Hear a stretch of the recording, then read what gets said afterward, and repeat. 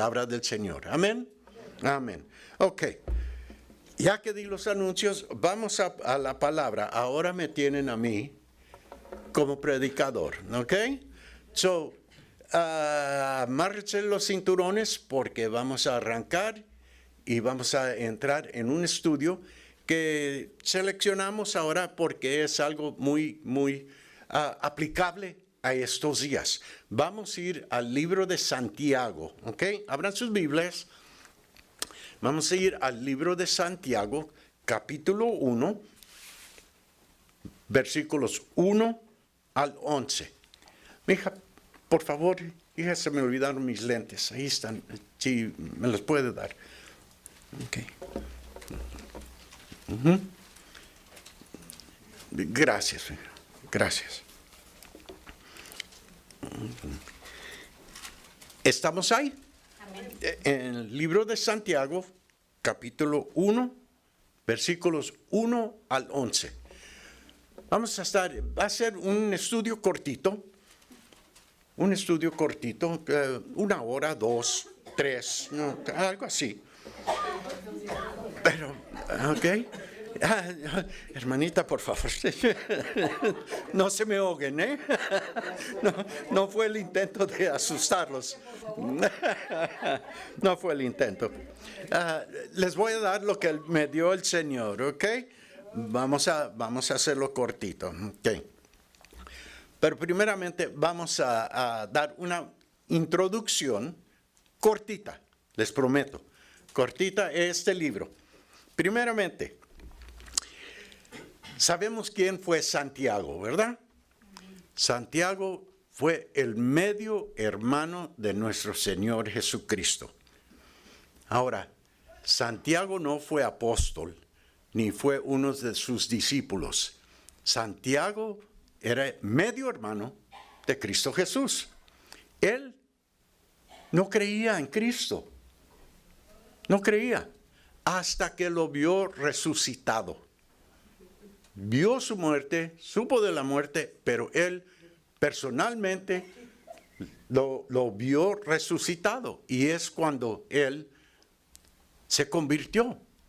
Él era uno de los pilares en la iglesia principal en Jerusalén. Eran 3 principales los pilares que le dice la palabra. Era Santiago, Pedro y Juan.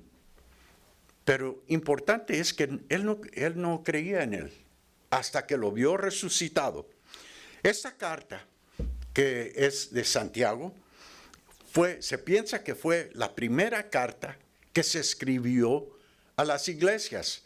Después vinieron todas las cartas de Pedro y de Pablo, pero esta fue la primera. Esta fue, y esto la mandó a las iglesias que estaban en la dispersión después del año 44. Ahora, se piensa que la persecución de la iglesia fue causada quizás por la muerte de Esteban, que se puede ver en el libro de Hechos, capítulos 7 y 8. Ahí da toda la historia de la muerte de Esteban. Pero más probable, se causó esta persecución cuando Herodes Agripa el primero persiguió la iglesia, puso a Pedro en la cárcel y de ahí comenzó otra persecución. Y eso se encuentra en el libro de Hechos, capítulo 12. Puede ver cómo es que inició esa persecución.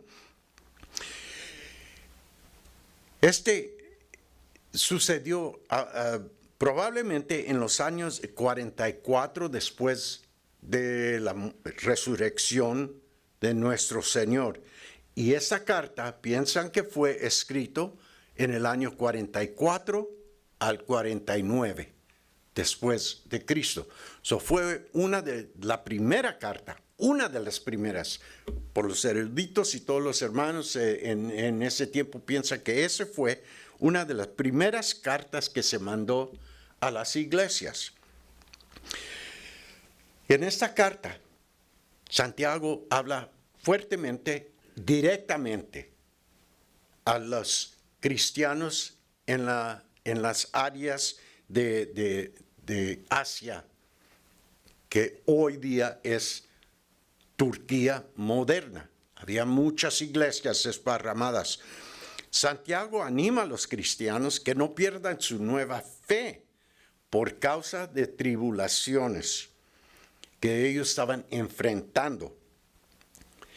Ahora, ¿qué es lo que nos dijo el Señor Cristo Jesús en el libro de Juan 16:33? Ahora, estos cristianos no tenían estas cartas, pero sí se les había dado el mensaje por toda la gente que fue dispersas a esas áreas y llevaron el evangelio. Pero esto es lo que dijo el Señor para animar no solamente a estos nuevos cristianos, pero a nosotros también. Y esto lo debemos de tener en mente todos los días. Dice Juan 16:33, dice, estas cosas os he hablado para que en mí tengáis paz. En el mundo tendréis aflicción, pero confiad, yo he vencido al mundo. Esas son palabras de nuestro Señor. Nos da una promesa. Eso debe de tenernos en tener mucha confianza en su palabra.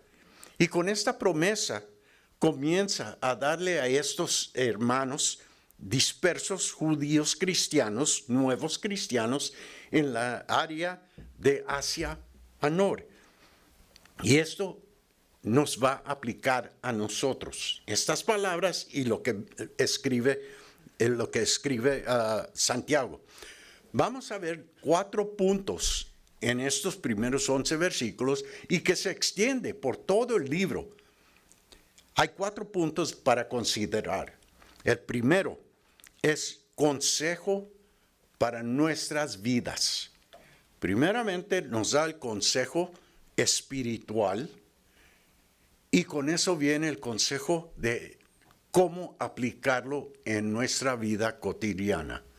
Ahora todos necesitamos consejo para aprender de alguien más sabio de nosotros, para poderlo aplicar en nuestra vida, para que podamos crecer.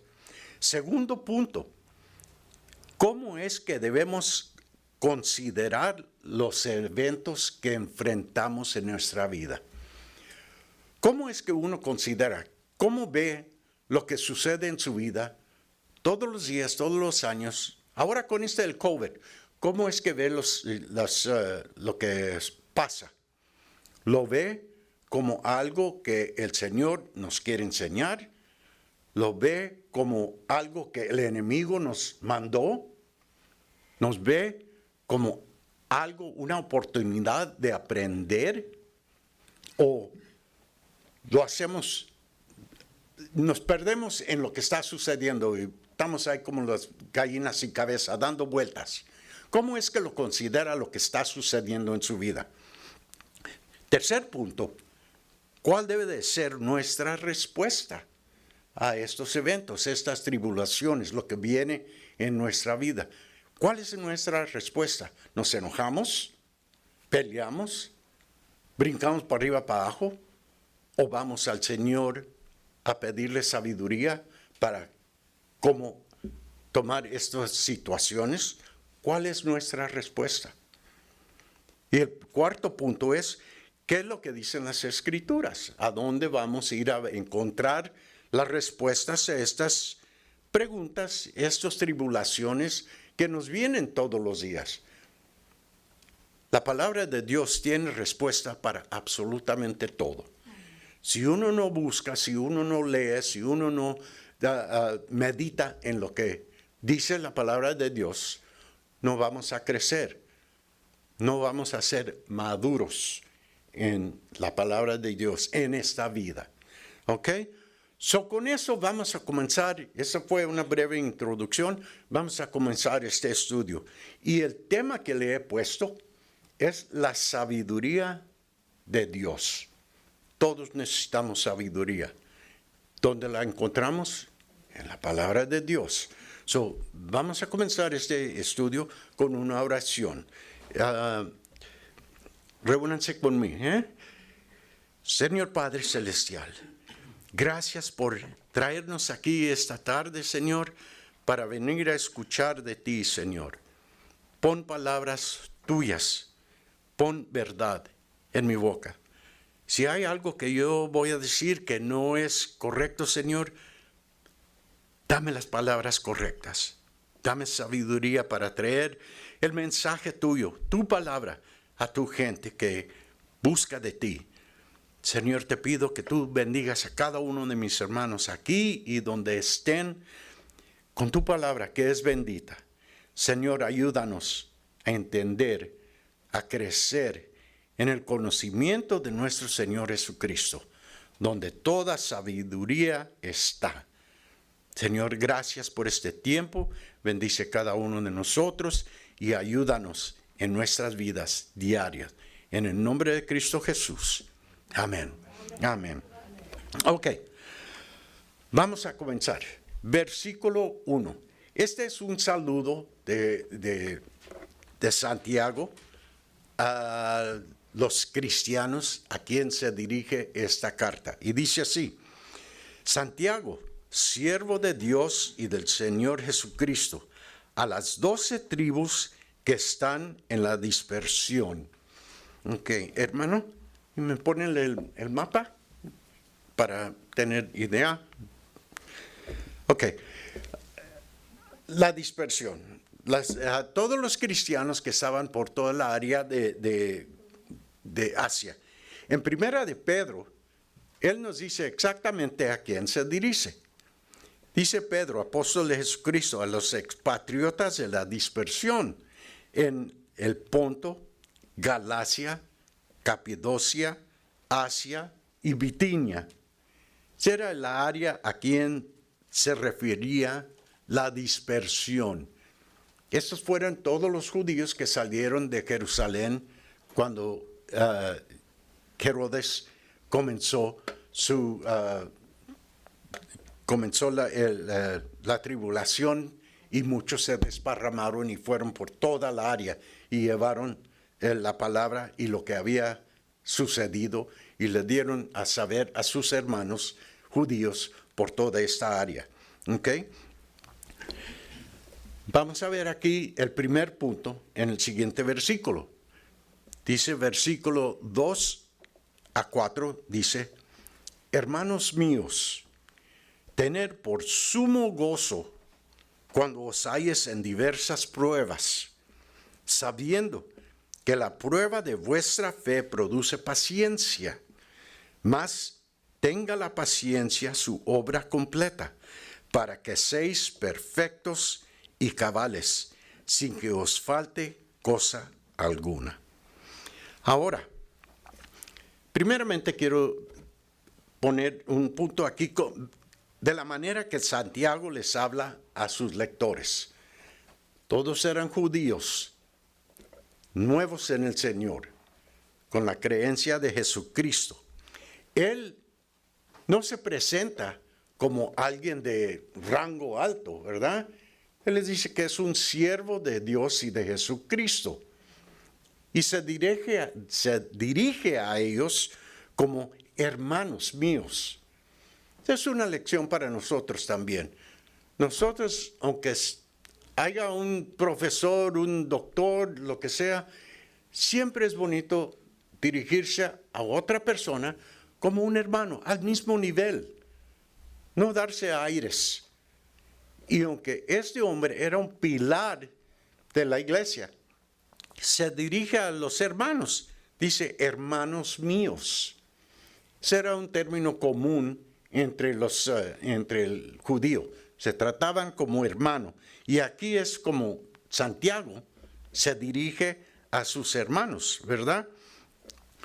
Estos todos eran cristianos, creían en el Señor, pero estaban muy lejos. Y esta carta va para todas las iglesias. ¿Y cómo es que vinieron a ser allí? A estar en diversas provincias y tierras. En Hechos, vamos a ver una pasadita, repasadita. En Hechos capítulo 1, capítulo 8, nos da cómo es que estas personas, estos judíos, nuevos cristianos, vinieron a estar allí. Ya toqué antes un poquito por la muerte de Esteban y también lo que sucedió con el rey Herodes. Pero vamos a repasar eso.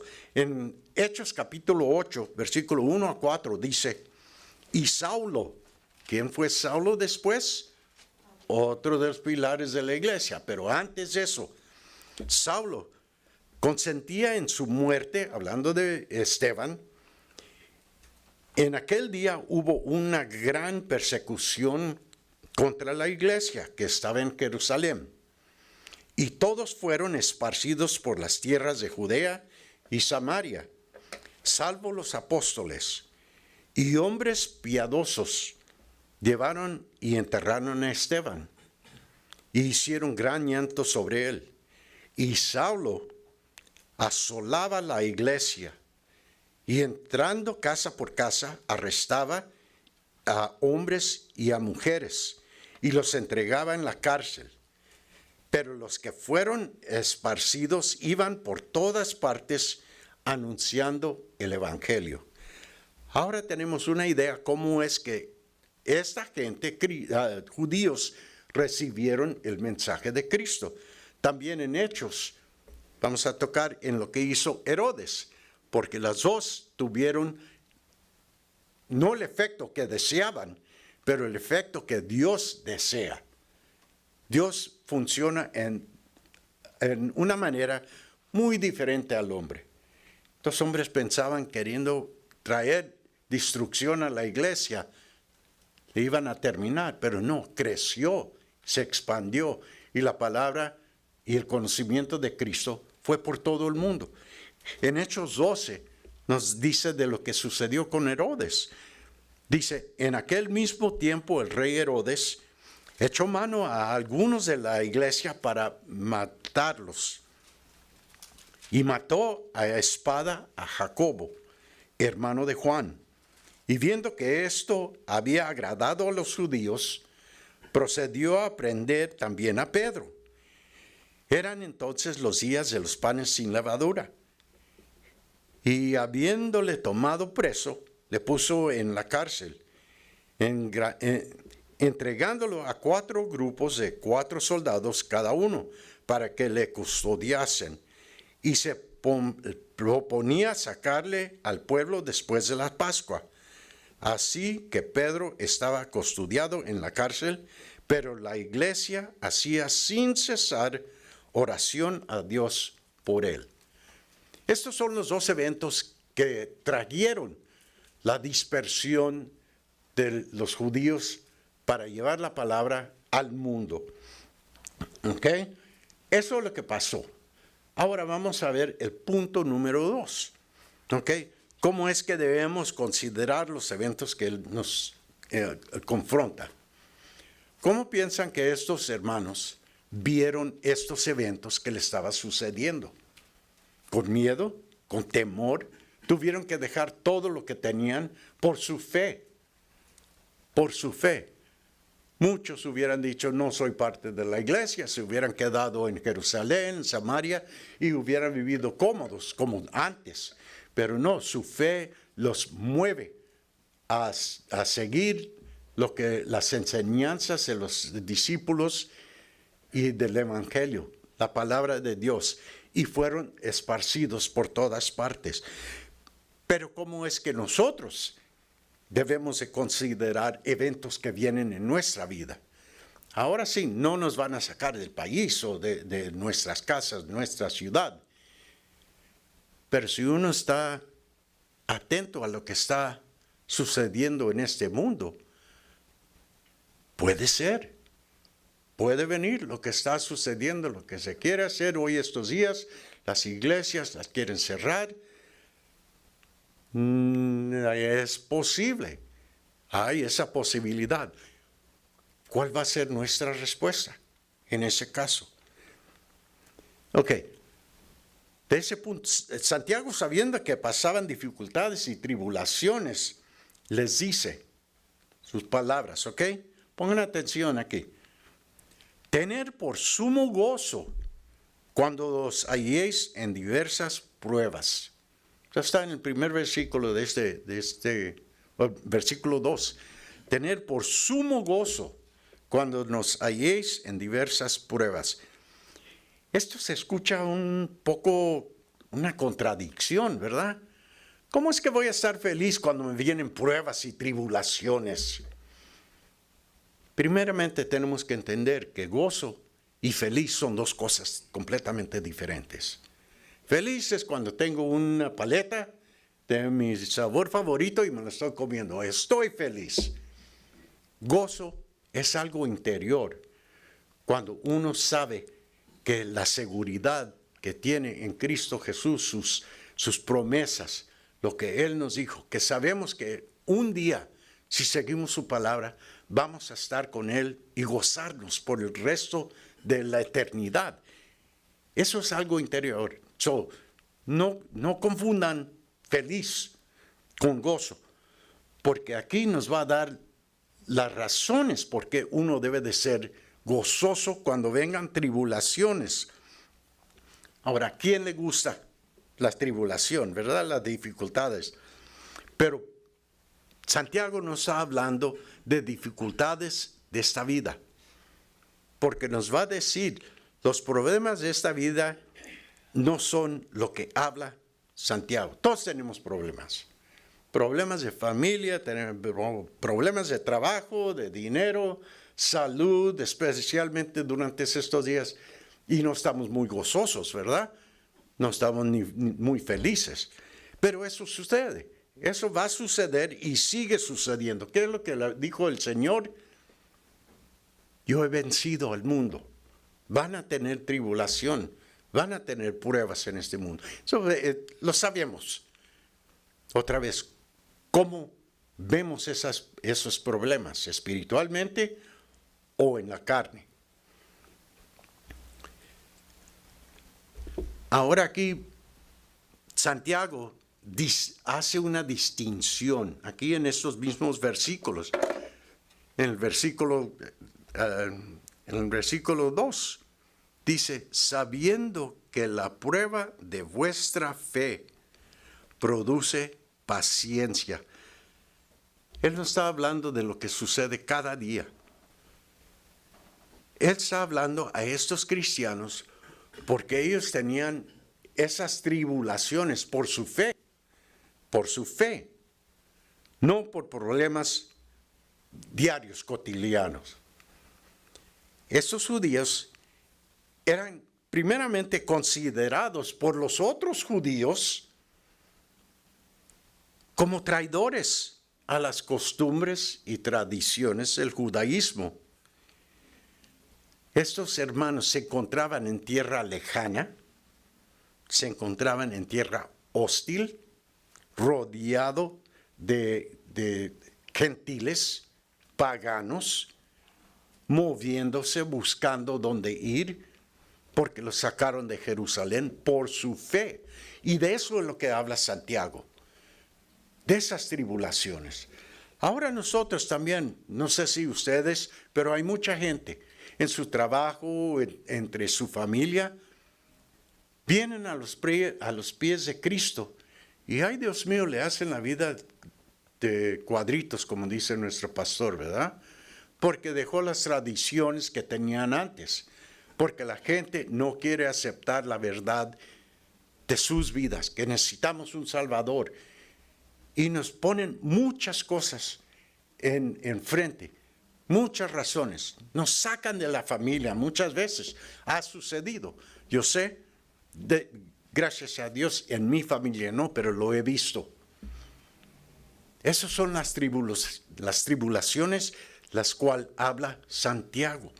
De tribulaciones poniendo nuestra fe en acción.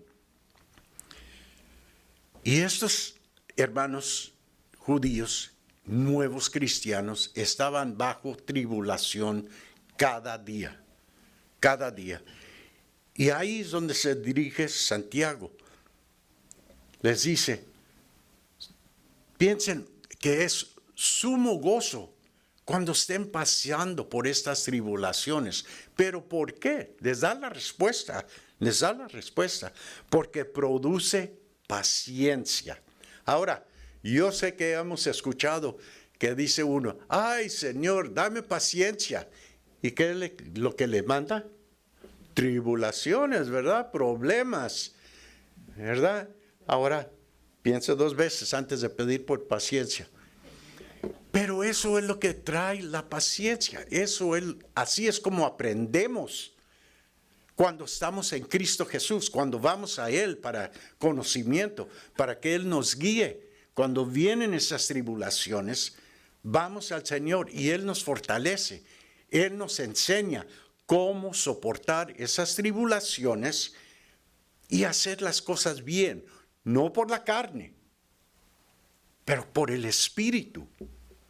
Muchas veces cuando viene tribulación, actuamos en la carne, irracionalmente, y las cosas se ponen peores.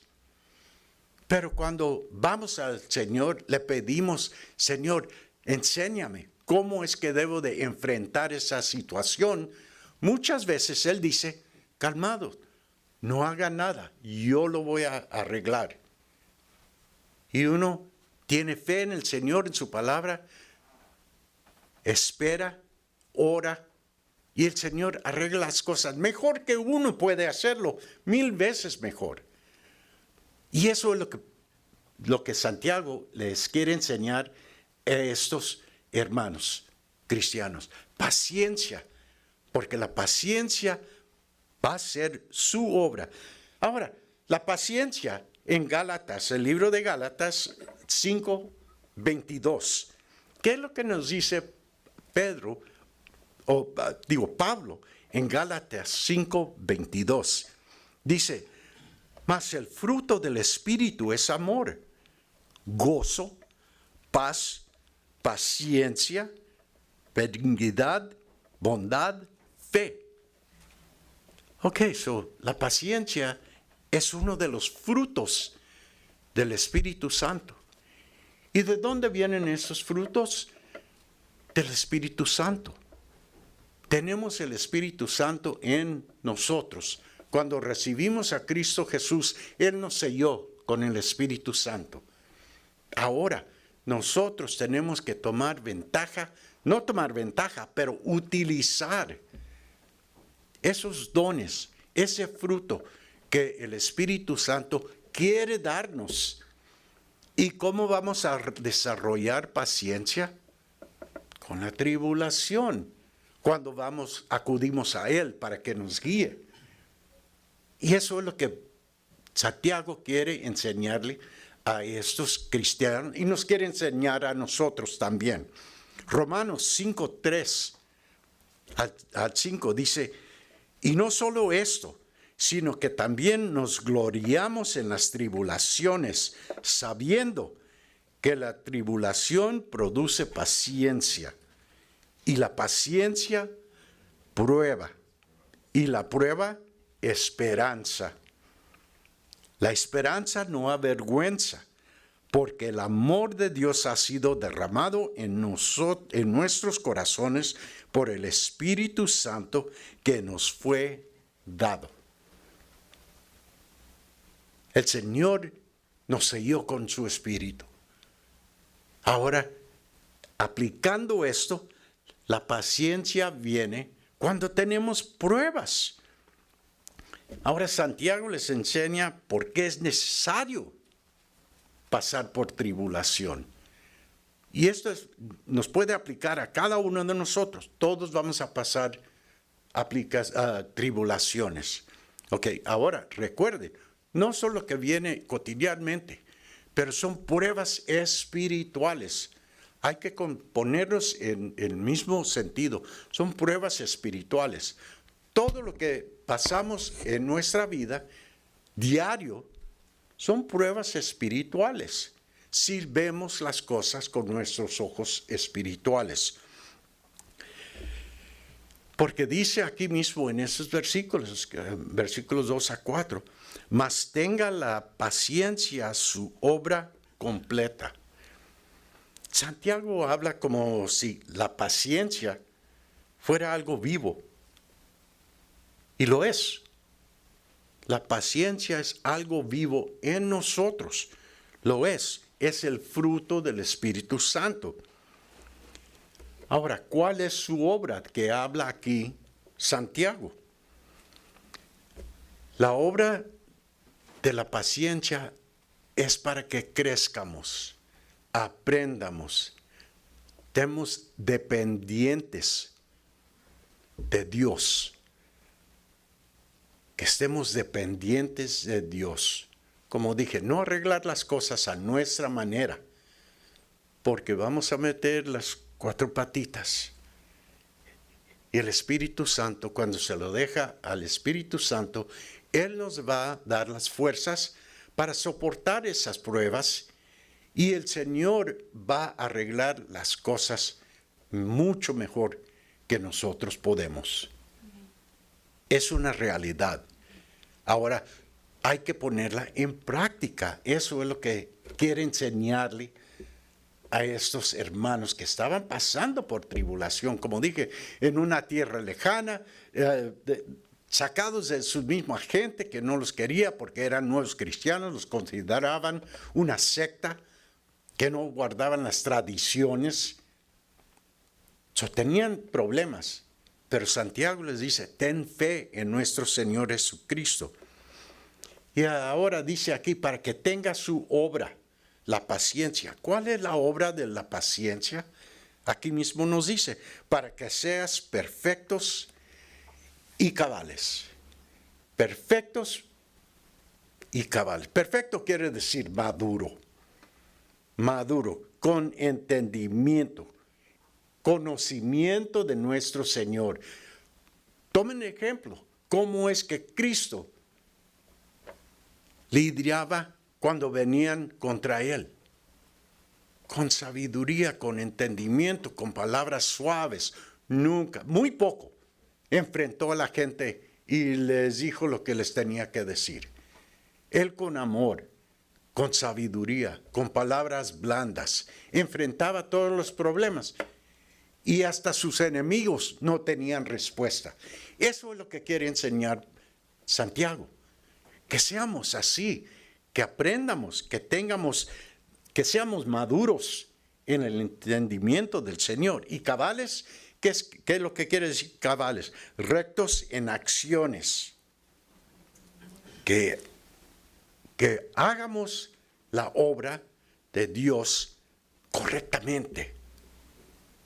Para que no haya discurso, para que no haya mal entendimiento. Y dice, para que suceda esto, no les va a faltar nada cuando aplican lo que el Espíritu Santo nos quiere enseñar. Ahora, el tercer punto. ¿Cuál debe de ser nuestra respuesta cuando enfrentamos problemas así? Cuando enfrentamos lo que sucede en este mundo espiritual. ¿Cómo vamos a lidiar con estas cosas? Versículo 5. Aquí nos va a ayudar para entender. Si alguno de vosotros tiene falta de sabiduría, pídala a Dios, el cual da a todos abundantemente y sin reproche, y le será dada. Aquí Santiago nos da la solución para cuando nos encontramos bajo de todo tipo de prueba. ¿Qué es lo que debemos de hacer? Pedirle a Dios sabiduría. Hace la pregunta a sus lectores. ¿Tienen falta de sabiduría? ¿Tienen falta de sabiduría? Ahora, ¿qué es la sabiduría?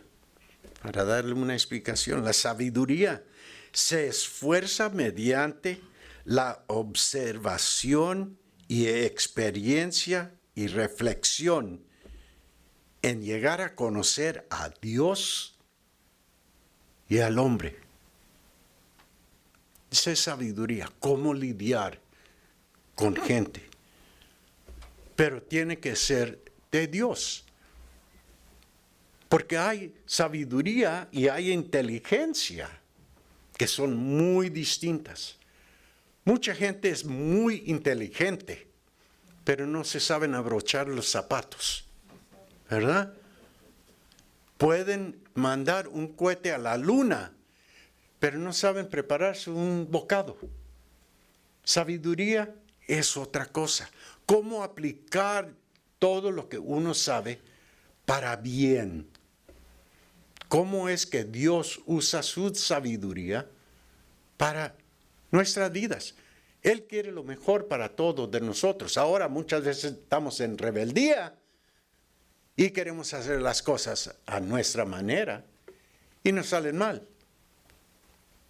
Y aunque quieramos algo, muchas veces no lo da porque sabe mejor que nosotros. Ahora aplíquelo a nuestras vidas. ¿Quién de nosotros tiene suficiente sabiduría? ¿Quién puede decir eso? ¿Quién no necesita más? Todos. Yo no pienso que hay uno en este mundo que no necesita más sabiduría. ¿Y dónde se encuentra? Solamente en Dios. Es la única manera que uno va a poder lidiar en este mundo con la sabiduría de Dios. Porque si no, va a ser muy dura esta vida. Y no es eso la idea. La idea es de conocer a Dios y luego ese es uno de los beneficios, la sabiduría. No buscar la sabiduría para aprovecharse del mundo. La sabiduría viene de Dios para su propósito en nuestras vidas. ¿Y qué es lo que dice? Pedírsela a Dios. Dios quiere darnos sabiduría. Él quiere darnos lo que nos falta y da con toda abundancia y sin reproche. ¿Falta algo en nuestra vida? ¿Qué es lo primero que debemos de hacer? Ir al Señor. Señor, necesito tu ayuda. Necesito sabiduría para lidiar con X que tengo en la familia, en lo que sea, en mi trabajo. ¿Cuántas veces no hemos escuchado al pastor Tony que dijo que tuvo un problema en el trabajo y se le subía la carnita? Él también, no es santo, porque nadie es perfecto. Que él tenía ganas de responder, pero él sabe, no, déjelo al Señor, el Señor lo va a arreglar. Y arregló ese problema, y él nunca tuvo que meterse. Y así nosotros debemos de tener esa sabiduría cuando enfrentamos algo, ponerlas en las manos del Señor. Él sabe cómo hace las cosas y mejor que nosotros. Porque Él dice aquí en su palabra, pídale al Señor que da con abundancia y sin reproche y le será dada. Dios quiere darnos lo que necesitamos. Él desea darnos lo que es bueno para nosotros. Y la sabiduría es una de las cosas que necesitamos. Ahora, el punto 4. ¿Qué es lo que dice la palabra? Ahora, ¿qué es lo que nos dice la palabra de Dios en estos puntos, verdad? La tribulación, la sabiduría, cómo arreglar las cosas, del gozo, el Espíritu Santo. ¿Qué es lo que dice la palabra? Ahora, aquí, Santiago nos da unos ejemplos muy, muy lindos de la naturaleza. Él nos va a enseñar con lo que hizo el Señor, su creación. Dice así en el versículo 6 a 8, ¿ok? Pero pida con fe, no dudando nada, porque el que duda es semejante a la onda del mar, que es arrastrada por el viento y echada de una parte a otra. No piense, pues, quien tal haga, que recibirá cosa alguna del Señor. El hombre de doble ánimo es inconstante en todos sus caminos. Aquí nos pone un ejemplo de la naturaleza. Todos hemos ido al mar, ¿verdad? Y vemos cómo es que las olas se mueven, vienen y salen, vienen y salen, vienen y salen. Es como algo que no para, no para, es la naturaleza. Y hace una comparación así con un hombre de doble sentido. Doble sentido quiere decir que no tiene dirección. Cambia con las circunstancias. Viene una circunstancia en su vida y toma un camino. Viene otra y cambia de pensamiento. Va de un lado a otro, arrastrado por los vientos de la vida. Ahora, vamos a pedir por sabiduría, ¿verdad? ¿Cómo lidiar? En esos tiempos, los hermanos judíos, ¿cómo lidiar con lo que ellos se enfrentaban? Ahora, en nuestro día, ¿qué es lo que nosotros vamos a hacer? Vamos a pedirle a Dios por sabiduría lo que necesitamos nosotros. Pero el ingrediente más importante de todas nuestras peticiones es la fe. Si no tenemos fe que el Señor va a responder a nuestras peticiones, no sirven para nada. Porque nosotros cristianos estamos basados en la fe. En la fe en Cristo Jesús, que Él vino, es el Hijo de Dios, nació de una virgen, estuvo en este mundo, dio su mensaje, enseñó lo que Él tenía que enseñar, vino, murió en la cruz y resucitó después de 3 días y está en la mano de Dios. Estamos basados en la fe. Y si no creemos cuando hacemos una petición a Dios, no sirve para nada. Porque está basado todo en fe. Dice, no dudando nada. Y aquí Santiago nos dio ese ejemplo de la naturaleza, de las ondas del mar. Para que entendamos cómo es que funciona el poder del Espíritu Santo.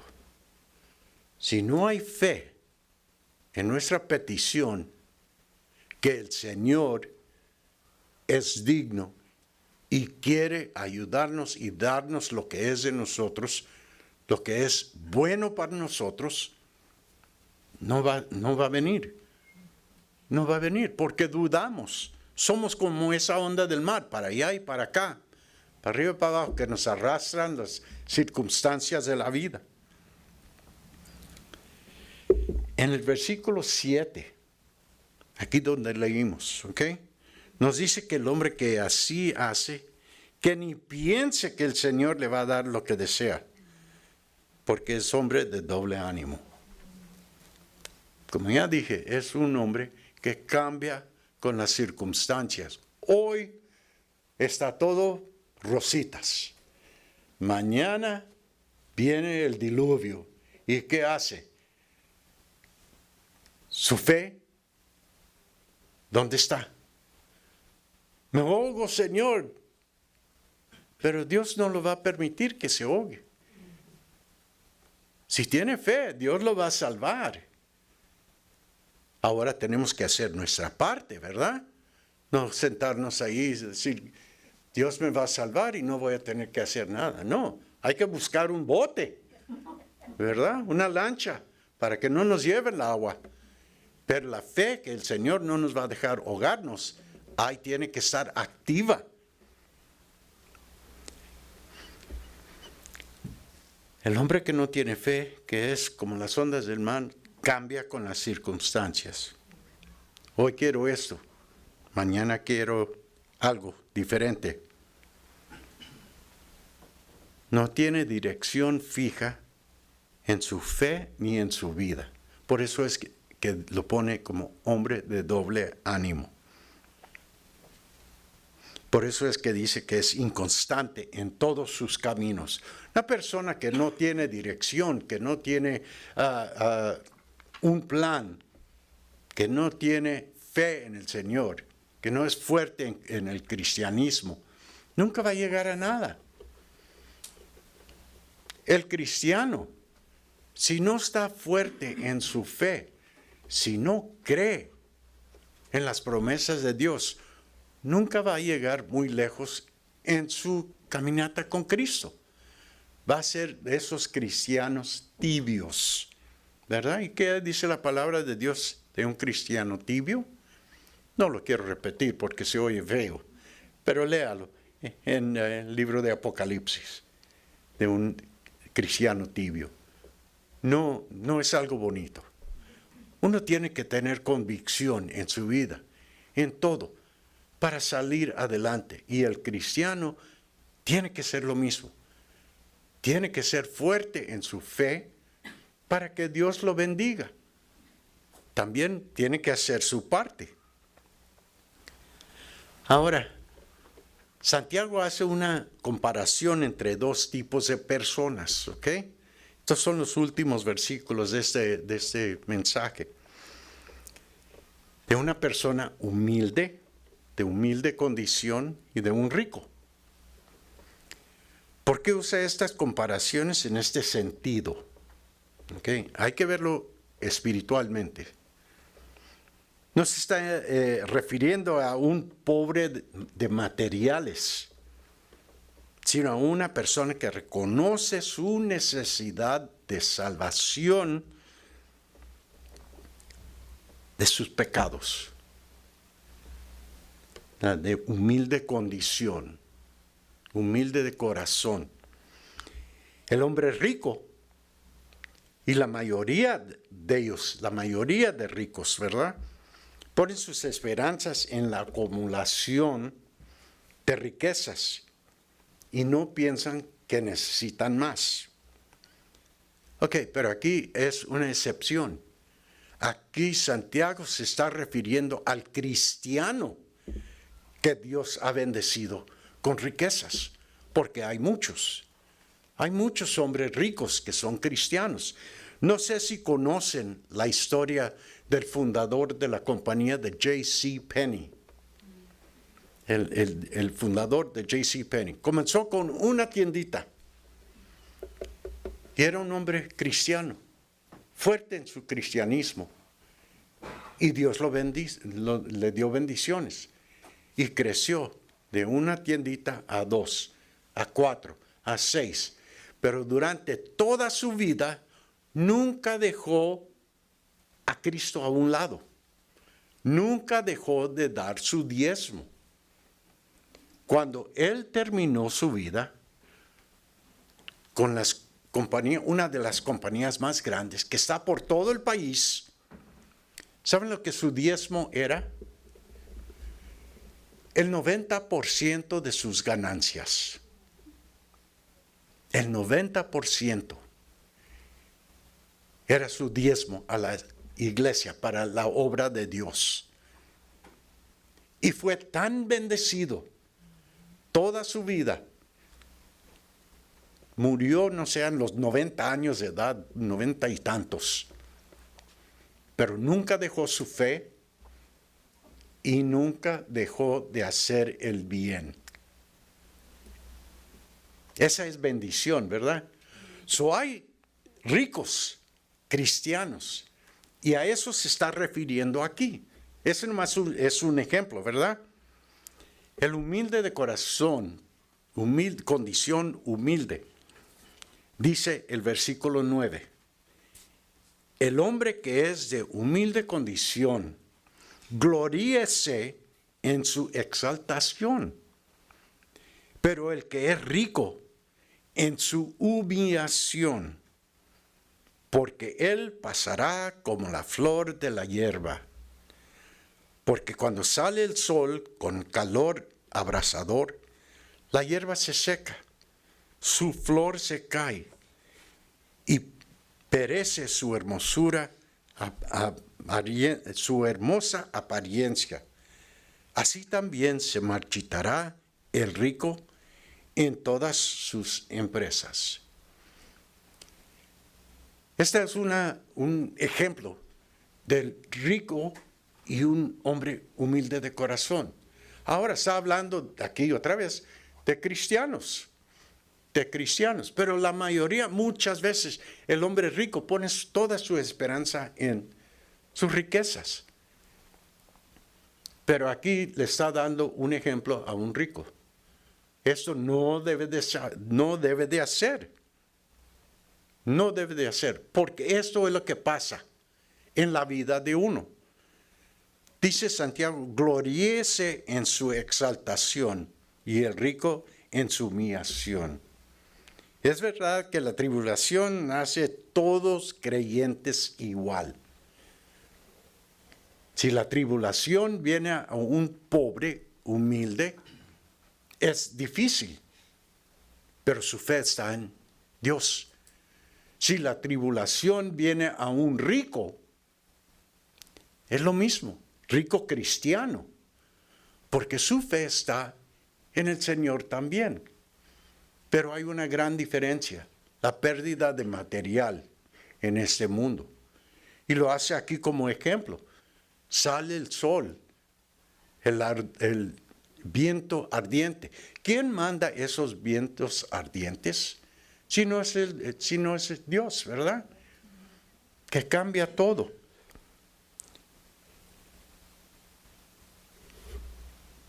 Todos sabemos nuestra posición en Cristo Jesús. Él nos ama. Somos sus hijos. Quiere lo mejor para nosotros. Seamos ricos, seamos pobres, seamos humildes de corazón o bendecidos. Todos somos iguales en esta vida. Pero hay una gran diferencia, que todo se va a acabar. Todo se va a acabar. Cualquier rico que hay en este mundo no se va a llevar ni un centavo de lo que ha hecho. Se lo va a dejar a este mundo. Alguien más lo va a disfrutar. O se puede acabar.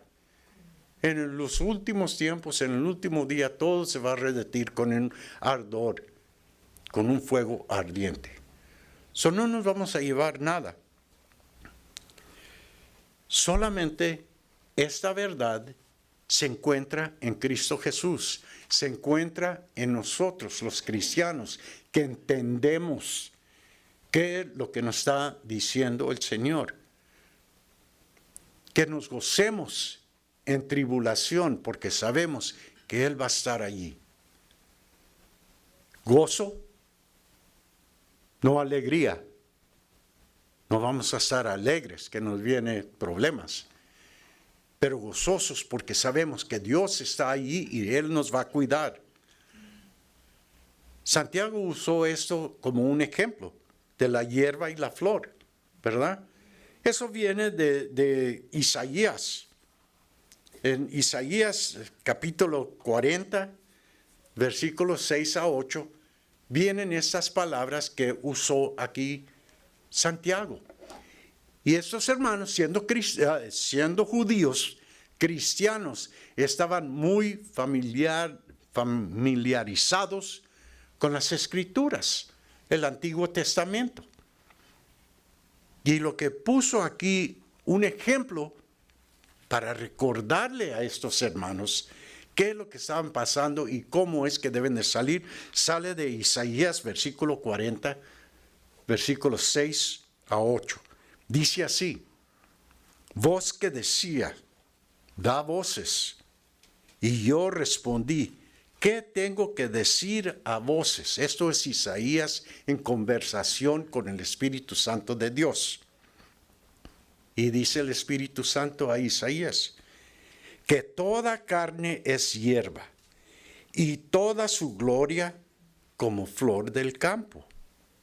La hierba se seca, y la flor se marchita, porque el viento de Jehová sopla en ella.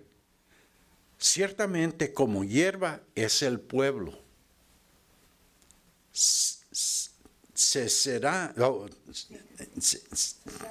secase la hierba, marchitase la flor, mas la palabra de Dios nuestro permanece para siempre. Y eso es lo que quiso decirles a estos hermanos, que la palabra de Dios nunca les va a fallar. La riqueza, todo lo que sucede en este mundo, todo va a pasar. Si eres pobre, gózate en tu exaltación en los ojos de Dios. Si eres rico, olvídate de lo que tienes. Eres hijo de Dios también. Pero no te creas la última Coca-Cola en el desierto porque eres rico. No. Somos todos iguales en los ojos del Señor. Santiago usa esta analogía de la naturaleza y cómo es que la divina voluntad puede traer la muerte repentina y juicio para el que no tiene fe ni sabiduría. Para terminar con la dependencia en las riquezas. Si no tienes fe, si no tienes sabiduría, ¿para qué te sirve todo lo que tienes? ¿Verdad? ¿Para qué lo tienes? Yo en mis tiempos cuando trabajaba, fui bendecido por el Señor. Conocí mucha gente rica de negocios, de gobierno, militar. Era mi trabajo. Y la mayoría eran miserables. Miserables. Tuve ocasión una vez de estar con el dueño del periódico de San Francisco, los dueños, la familia Hearst. Y estuve a la disposición de esos hombres, riquísimos, millonarios, billonarios. Estuve con él todo un día, en la lluvia, salí como un pato mojado.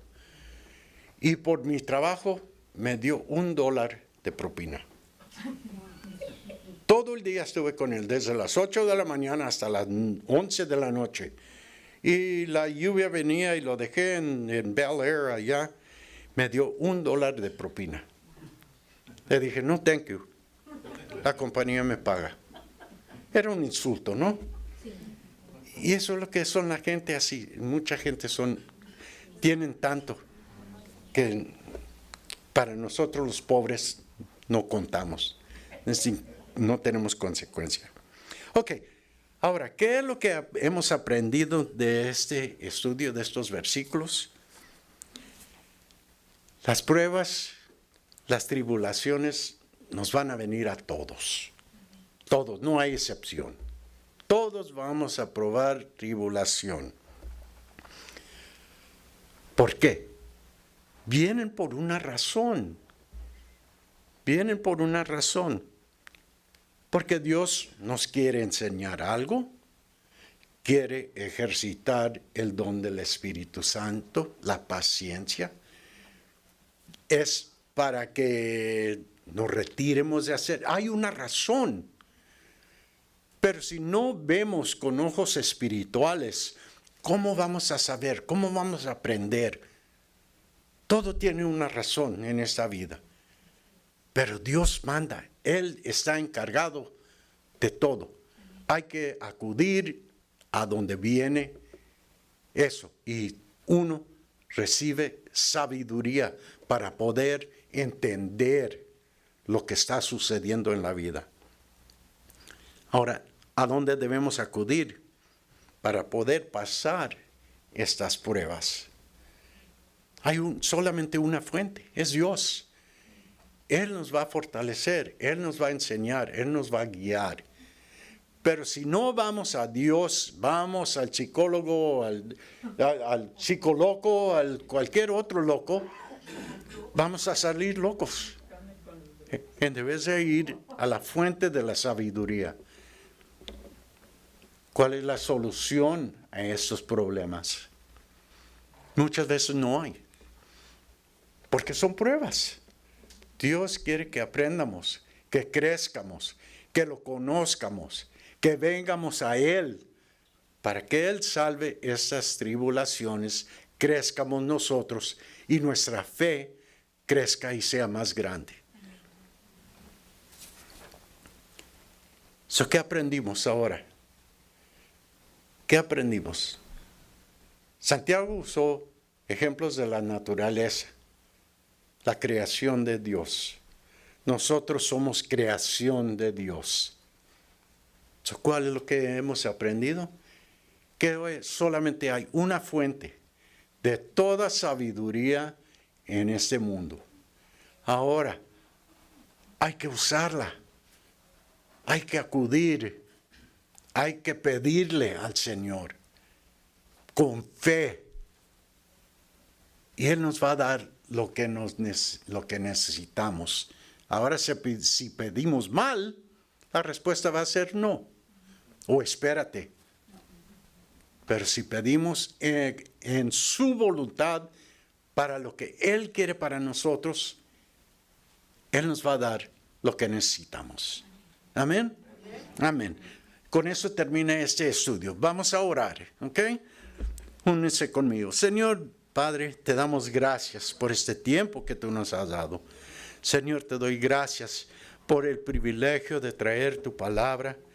Te doy gracias porque tú me has enseñado lo que tú quieres para tu pueblo. Señor, bendice a mis hermanos, bendice a todos los que nos ven por las redes sociales. Bendícelos, guárdalos, traerlos a tu casa de nuevo la siguiente vez que nos reunimos. Bendice esta iglesia, a todos nuestros miembros y ayúdanos, Señor, ser fiel, venir a ti cuando tenemos tribulaciones, porque tú nos amas y nos quieres ayudar. Gracias, Padre, en el nombre de Cristo Jesús.